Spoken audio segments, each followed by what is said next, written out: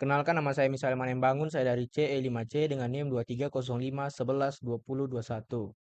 Saya akan menjelaskan materi kesehatan dan keselamatan kerja atau bisa disebut dengan K3.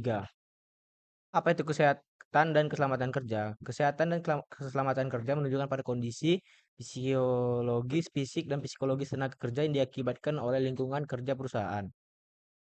Dan menurut Jackson Schuler-Werner pada tahun 2011, itu keselamatan dan kesehatan tempat kerja mengacu pada kondisi psikologis fisik pekerja yang merupakan hasil dari lingkungan yang diberikan oleh perusahaan.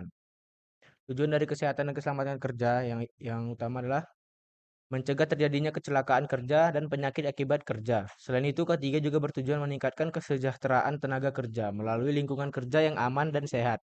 Dengan diterapkannya ketiga, perusahaan dapat mengurangi kerugian akibat kecelakaan, meningkatkan efisiensi kerja, serta menciptakan hubungan harmonis antara pekerja dan perusahaan.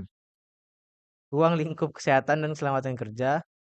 Yang pertama, perlindungan tenaga kerja, yaitu mencegah terjadi cedera, kecacatan, atau kematian akibat kecelakaan kerja.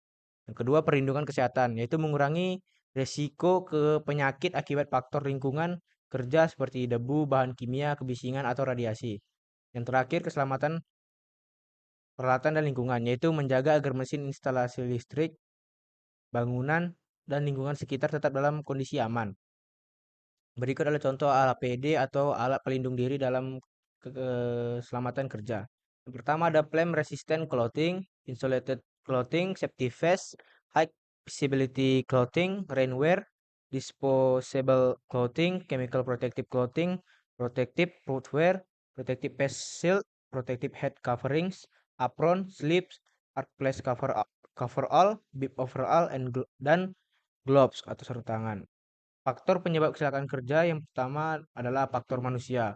Misalnya kurangnya pengetahuan, kelelahan, tidak disiplin, atau lalai dalam menggunakan alat pelindung diri atau APD. Faktor kedua yaitu faktor lingkungan kerja. Misalnya kondisi mesin yang tidak terawat, ruangan yang terlalu bising, pencahayaan kurang, atau bahan kimia berbahaya yang tidak dikelola dengan benar. Upaya pencegahan dalam kecelakaan kerja yang pertama memberikan pelatihan K3 kepada seluruh pekerja. Yang kedua menyediakan alat pelindung diri seperti helm, masker, sarung tangan, dan sepatu safety. Yang ketiga melakukan pemeriksaan rutin terhadap mesin dan instalasi kerja. Keempat, menciptakan budaya kerja yang disiplin dan sadar keselamatan. Kelima, melaksanakan pemantauan kesehatan pekerja secara berkala.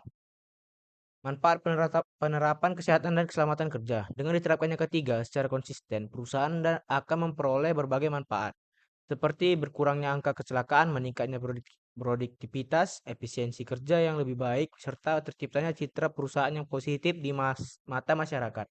Simpulan, kesehatan dalam keselamatan kerja atau K3 merupakan aspek penting yang tidak bisa dipisahkan dari dunia kerja karena bertujuan melindungi tenaga kerja, peralatan, dan lingkungan dari berbagai risiko yang dapat menimbulkan kecelakaan maupun penyakit akibat kerja.